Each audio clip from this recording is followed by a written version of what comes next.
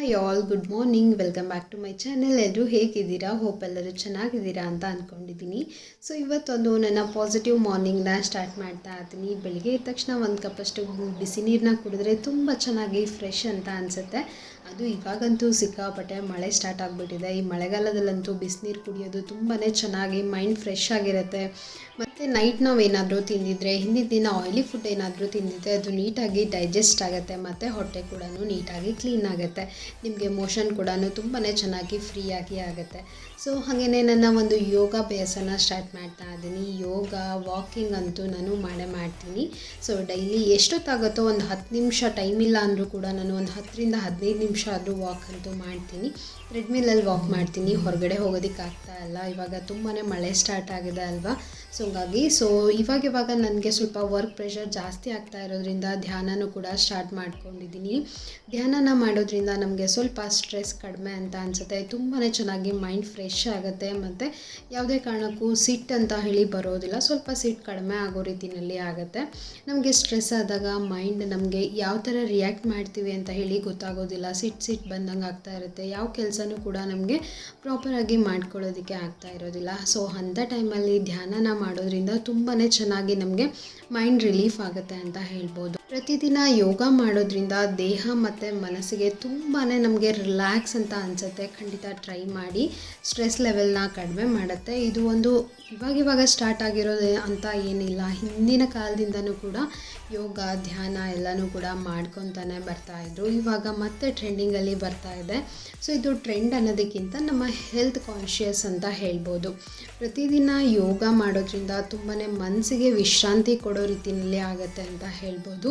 So ನಿದ್ದೆ ಚೆನ್ನಾಗಿ ಆಗ್ತಿಲ್ಲ ನಿಮಗೆ ಅಂದರೆ ಖಂಡಿತ ನಿದ್ದೆನೂ ಕೂಡ ಪ್ರಾಪರಾಗಿ ಆಗೋದಕ್ಕೆ ಇದು ತುಂಬಾ ಸಪೋರ್ಟ್ ಮಾಡುತ್ತೆ. ಮತ್ತು ನಿಮಗೆ ಭಯ ಆಗ್ತಾಯಿದೆ. ಸಮ್ಟೈಮ್ಸ್ ಯೋಚನೆ ಮಾಡಿ, ಸಮ್ಟೈಮ್ಸ್ ಎಲ್ಲರಿಗೂ ಕೂಡ ಈ ಒಂದು ಫೀಲ್ ಆಗಿರುತ್ತೆ.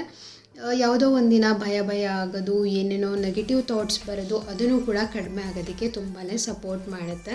ಹಾಗೆಯೇ ಯೋಗ ವೆಯ್ಟ್ ಲಾಸ್ಗೂ ಕೂಡ ತುಂಬಾ ಹೆಲ್ಪ್ ಮಾಡುತ್ತೆ. ಅದಕ್ಕೆ ಯೋಗ ಯಾವ ರೀತಿ ಹೆಲ್ಪ್ ಮಾಡುತ್ತೆ ಅಂತ ಹೇಳಿ ನಿಮಗೆ ಅನಿಸ್ಬೋದು. ನಿಜವಾಗ್ಲೂ ವೆಯ್ಟ್ ಲಾಸ್ ಮಾಡೋದಕ್ಕೆ ಯೋಗ ಕೂಡ ತುಂಬಾ ಹೆಲ್ಪ್ ಮಾಡುತ್ತೆ.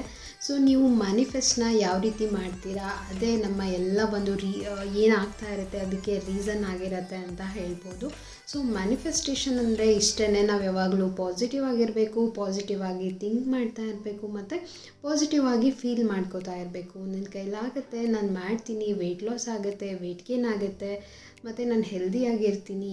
ಸೊ ಈ ಥರ ನೀವು ಏನು ಮ್ಯಾನಿಫೆಸ್ಟ್ ಮಾಡ್ಕೋತೀರಾ ಅಲ್ವಾ, ಅದೇ ಒಂದು ರಿಯಾಲಿಟಿನಲ್ಲಿ ಆಗೋದಕ್ಕೆ ಮ್ಯಾನಿಫೆಸ್ಟೇಷನ್ ಅಂತ ಹೇಳೋದು. ಸೊ ಇವಾಗ ತುಂಬ ಜನರಿಗೆ ಮ್ಯಾನಿಫೆಸ್ಟೇಷನ್ ಅಂದರೆ ತುಂಬಾ ಕನ್ಫ್ಯೂಸ್ ಆಗ್ತಾ ಇರುತ್ತೆ.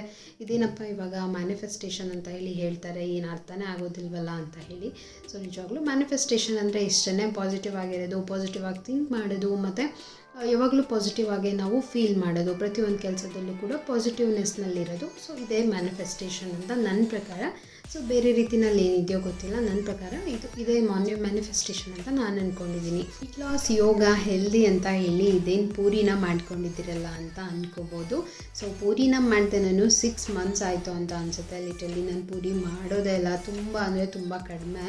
ಸೊ ಫ್ರೈಡ್ ಫುಡ್ ಏನಿರುತ್ತೆ ಅದನ್ನು ನಾನು ಮಾಡೋದೇ ಇಲ್ಲ. ಸೊ ಹಾಗಾಗಿ ನನ್ನ ಹಸ್ಬೆಂಡ್ ಕೂಡ ಪೂರಿ ಮಾಡು ಅಂತ ಹೇಳ್ತಾಯಿದ್ರು. ಹಾಗಾಗಿ ಪೂರಿ ಮತ್ತು ಸಾಬುದಾನ್ ಖೀರ್ ಮತ್ತು ಜೊತೆಗೆ ನಾನು ಸಾಗುನು ಕೂಡ ಮಾಡ್ಕೊಂಡಿದ್ದೆ. ಸೊ ಹಂಗೆ ಮಮ್ಮಿ ಗಿಣ್ಣ ಮಾಡಿದ್ದೆ ಅಂತ ಹೇಳಿ ಗಿಣ್ಣನ್ನು ಕೂಡ ಕೊಟ್ಟು ಕಳಿಸಿದ್ರು. ಸೊ ಗಿಣ್ಣು ಸಿಗೋದು ತುಂಬ ರೇರ್ ಅಲ್ವಾ, ಸಿಕ್ಕಾಗ ತಿನ್ನಬೇಕು. ಆಫೀಸಿಂದ ಬರೋವಾಗ ಸ್ವಲ್ಪ ವೆಜಿಟೇಬಲ್ಸ್ನು ಕೂಡ ತೊಗೊಂಡು ಬಂದಿದ್ದೆ. ಸೊ ನಾನು ಇವಾಗ ಮುಂಚೆ ಥರ ತೊಗೊಂಡು ಬಂದು ಫ್ರಿಜ್ಜಲ್ಲಿ ಡಂಪ್ ಮಾಡೋದು ಆ ರೀತಿ ಮಾಡೋದಿಲ್ಲ. ಎಷ್ಟು ಬೇಕೋ ಅಷ್ಟು ನಾನು ಡೈಲಿ ಬರೋವಾಗ ತೊಗೊಂಡು ಬಂದಿರ್ತೀನಿ. ಇಲ್ಲಾಂದರೆ 2 ಡೇಸಿಗೆ ಒನ್ಸ್ ಎಷ್ಟು ಬೇಕಾಗುತ್ತೋ ಫ್ರೆಶ್ ಆಗಿ 1 ಅಥವಾ 2 ತರಕಾರಿನ ತೊಗೊಂಡು ಬಂದು ಮಾಡೋ ಅಂಥದ್ದು. ಜಾಸ್ತಿನ ತಂದು ಫ್ರಿಜ್ಜಲ್ಲಿ ಸ್ಟೋರ್ ಮಾಡೋದಿಲ್ಲ ನಾನು. ಯೂಶ್ವಲಿ ಸ್ಟೋರ್ ಮಾಡೋದು ಅಂದರೆ ಮೆಣಸಿನ್ಕಾಯಿ, ಟೊಮ್ಯಾಟೊ, ಕೊತ್ತಂಬರಿ ಮತ್ತು ಕರಿಬೇವು ಅಷ್ಟೇ ಸ್ಟೋರ್ ಮಾಡೋದು. ಬಿಟ್ಟರೆ ಫ್ರೆಶ್ ಆಗಿ ಬೆಂಡೆಕಾಯಿ ಆಗಿರ್ಬೋದು, ಸೌತೆಕಾಯಿ, ಇವೆಲ್ಲ ಕೂಡ 2 ಡೇಸಿಗೆ ಒನ್ಸ್ ನಾನು ಫ್ರೆಶ್ ಆಗಿಯೇ ತೊಗೊಂಡು ಬಂದು ಯೂಸ್ ಮಾಡ್ಕೊತೀನಿ. ಇವತ್ತು ನಾನು ನಿಮಗೆ ಚಪಾತಿ ಜೊತೆಗೆ ಒಂದು ಕ್ಯಾಪ್ಸಿಕಮ್ ಪಲ್ಯನ ತೋರಿಸ್ತಾ ಇದ್ದೀನಿ. ಇದಂತೂ ತುಂಬ ಚೆನ್ನಾಗಿರುತ್ತೆ. ನನಗಂತೂ ಇದು ಫೇವ್ರೇಟ್ ಅಂತ ಹೇಳ್ಬೋದು. ಸೊ ನಾನಿವಾಗ ಕ್ಯಾಪ್ಸಿಕಮ್ ಬಳಸ್ಕೊತಾ ಇರೋದು ಸಣ್ಣ ಕ್ಯಾಪ್ಸಿಕಮ್ ಬರುತ್ತೆ ಅಲ್ವಾ, ಅದು ದೊಡ್ಡ ಕ್ಯಾಪ್ಸಿಕಮ್ ಬರುತ್ತೆ ಅಲ್ವಾ. ಸೊ ಆ ಕ್ಯಾಪ್ಸಿಕಮ್ನ ಬಳಸ್ಕೊಂಡ್ರೆ ಚೆನ್ನಾಗಿರೋದಿಲ್ಲ ಪಲ್ಯ. ಪುಟ್ಟ ಪುಟ್ಟ ಕ್ಯಾಪ್ಸಿಕಮ್ ಬರುತ್ತೆ ನೋಡಿ, ಅದು ಸ್ವಲ್ಪ ಸ್ಪೈಸಿಯಾಗಿರುತ್ತೆ. ಸೊ ಆ ಒಂದು ಕ್ಯಾಪ್ಸಿಕಮ್ನ ಪಲ್ಯನ ಮಾಡಿಕೊಂಡ್ರೆ ತುಂಬಾ ಟೇಸ್ಟಿಯಾಗಿರುತ್ತೆ. ಖಂಡಿತ ಈ ರೆಸಿಪಿ ನಿಮ್ಮೆಲ್ರಿಗೂ ಕೂಡ ಇಷ್ಟ ಆಗುತ್ತೆ. ಕ್ವಿಕ್ಕಾಗಿ ನೋಡ್ಕೊಂಡು ಬನ್ನಿ. ಇಲ್ಲಿಗೆ ನಾನಿಲ್ಲಿ ಕ್ಯಾಪ್ಸಿಕಮ್ನ ಚೆನ್ನಾಗಿ ವಾಶ್ ಮಾಡಿಕೊಂಡು ಒಂದು ಬಟ್ಟೆನಲ್ಲಿ ಒರೆಸ್ಕೊಂಡಿದ್ದೀನಿ. ನೆಕ್ಸ್ಟ್ ಅದನ್ನು 4 ಭಾಗ ಆಗಿ ಕಟ್ ಮಾಡ್ಕೋತಾ ಇದ್ದೀನಿ. ಬದನೆಕಾಯಿ ಎಣ್ಗಾಯಿಗೆಲ್ಲ ಯಾವ ರೀತಿ ಕಟ್ ಮಾಡ್ಕೋತೀವಿ ಅಲ್ವಾ, ಸೊ ಅದನ್ನು ಲೈಟಾಗಿ ಕಟ್ ಮಾಡ್ಕೋಬೇಕಾಗತ್ತೆ. ಕಟ್ ಮಾಡಿಕೊಂಡು ಒಂದು ಕಡಾಯಲ್ಲಿ ಸ್ವಲ್ಪ ಎಣ್ಣೆನ ಹಾಕ್ಕೊಂಡು ಚೆನ್ನಾಗಿ ನಾವು ಕ್ಯಾಪ್ಸಿಕಮ್ನ ಹುರ್ಕೋಬೇಕಾಗತ್ತೆ. ಎಣ್ಣೆಯಲ್ಲಿ ನೀವು ಎಷ್ಟು ಚೆನ್ನಾಗಿ ಫ್ರೈ ಮಾಡ್ತೀರಾ ಅಲ್ವಾ, ಪಲ್ಯ ಕೂಡ ಅಷ್ಟೇ ಸಾಫ್ಟಾಗಿ ತುಂಬ ಚೆನ್ನಾಗಿರುತ್ತೆ. ಮತ್ತು ಈ ಒಂದು ಪಲ್ಯಗೆ ಜಾಸ್ತಿ ಇಂಗ್ರೀಡಿಯೆಂಟ್ ಬೇಕಾಗೋದಿಲ್ಲ, ತುಂಬಾ ಮಿನಿಮಲ್ ಆಗಿ ಸಿಂಪಲ್ಲಾಗಿ ಮಾಡ್ಕೋಬೋದು. ಮೊದಲಿಗೆ ನಾನಿಲ್ಲಿ ಕ್ಯಾಪ್ಸಿಕಮ್ನ ಚೆನ್ನಾಗಿ ಫ್ರೈ ಮಾಡ್ಕೊತೀನಿ. ಒಂದು 10 ನಿಮಿಷಗಳ ಕಾಲ ಇದನ್ನು ಎಣ್ಣೆಯಲ್ಲಿ ಚೆನ್ನಾಗಿ ಫ್ರೈ ಮಾಡ್ಕೋಬೇಕಾಗುತ್ತೆ. ಫ್ರೈ ಮಾಡಿರೋಂತಹ ಕ್ಯಾಪ್ಸಿಕಮ್ನ ನಾನು ಒಂದು ಪ್ಲೇಟಿಗೆ ತೆಕ್ಕೊತಾ ಇದ್ದೀನಿ. ಮೇಲ್ಗಡೆ ಸ್ಕಿನ್ ನೋಡಿ ಯಾವ ರೀತಿ ಆಗಿದೆ, ಇದೇ ಥರ ಇದನ್ನು ಚೆನ್ನಾಗಿ ಫ್ರೈ ಮಾಡ್ಕೋಬೇಕಾಗುತ್ತೆ. ನೆಕ್ಸ್ಟು ಅದೇ ಒಂದು ಕಡಾಯಲ್ಲಿ ಇನ್ನೊಂದು ಸ್ವಲ್ಪ ಎಣ್ಣೆನ ಹಾಕ್ಕೊಂಡು ಸಾಸಿವೆ ಜೀರಿಗೆನ ಹಾಕೊತಾ ಇದ್ದೀನಿ. ಮತ್ತು ಜಜ್ಜಿರುವಂತಹ ಬೆಳ್ಳುಳ್ಳಿನೂ ಕೂಡ ಹಾಕೊತಾ ಇದ್ದೀನಿ.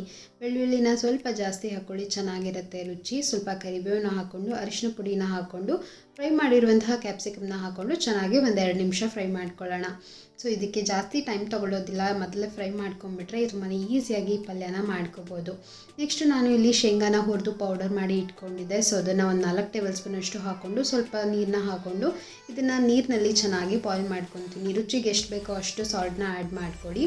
ಸೊ ಇಷ್ಟೇ ಸಿಂಪಲ್ ಆಗಿರುವಂತಹ ಇಂಗ್ರೀಡಿಯೆಂಟು. ಎಣ್ಣೆ, ಸಾಸಿವೆ, ಜೀರಿಗೆ, ಬೆಳ್ಳುಳ್ಳಿ ಮತ್ತು ಅರಿಶಿನ ಪುಡಿನ ಹಾಕ್ಕೊಂಡ್ಬಿಟ್ರೆ ನಿಮಗೆ ಟೇಸ್ಟಿಯಾಗಿರುವಂತಹ ಕ್ಯಾಪ್ಸಿಕಮ್ ಪಲ್ಯ ರೆಡಿ ಆಗುತ್ತೆ.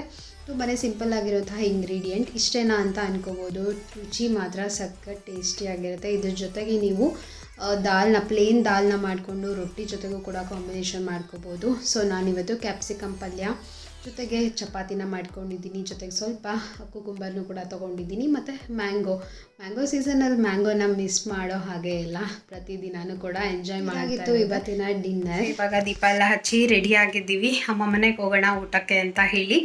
ಸೊ ಮಳೆ ಬರ್ತಾ ಇದೆ, ಹೊರಗಡೆ ತೋರಿಸ್ತೀನಿ ನಾನು ನಿಮಗೆ. ಸಂಜೆ ಆದ ತಕ್ಷಣ ಮಳೆ ಸ್ಟಾರ್ಟ್ ಆಗ್ತಾ ಇದೆ ಇತ್ತೀಚೆಗೆ. ಸೊ ಡೈಲಿ ಬರೋವಾಗ ತೊಯಿಸ್ಕೊಂಡು ಬರೋದೇ ಆಗಿಬಿಟ್ಟಿದೆ.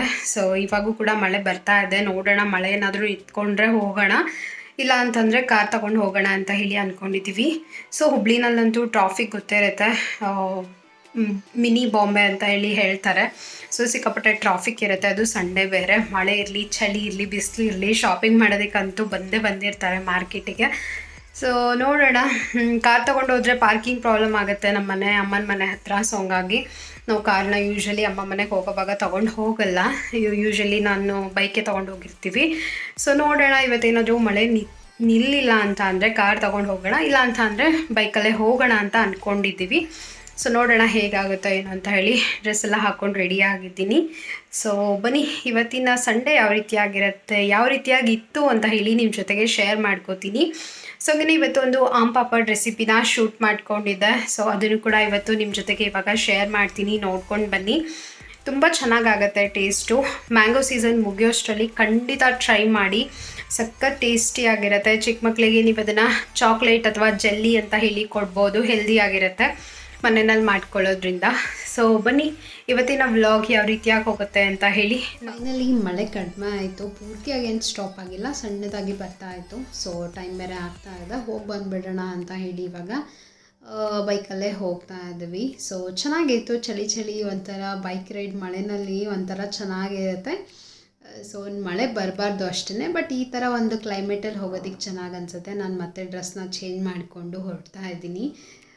ಸೊ ಬನ್ನಿ, ಅಮ್ಮ ಮನೆಗೆ ಹೋಗೋಣ, ಹೋಗಿ ಬರೋಣ.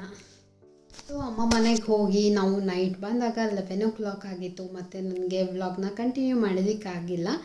ಮತ್ತು ನೆಕ್ಸ್ಟ್ ಡೇ ನನ್ನ ವ್ಲಾಗ್ನ ಕಂಟಿನ್ಯೂ ಮಾಡ್ತಾ ಇದ್ದೀನಿ. ಸೊ ಇವತ್ತೊಂದು ಎಂಗೇಜ್ಮೆಂಟ್ ಅಲ್ಲ, ರಿಸೆಪ್ಷನ್ ಇತ್ತು.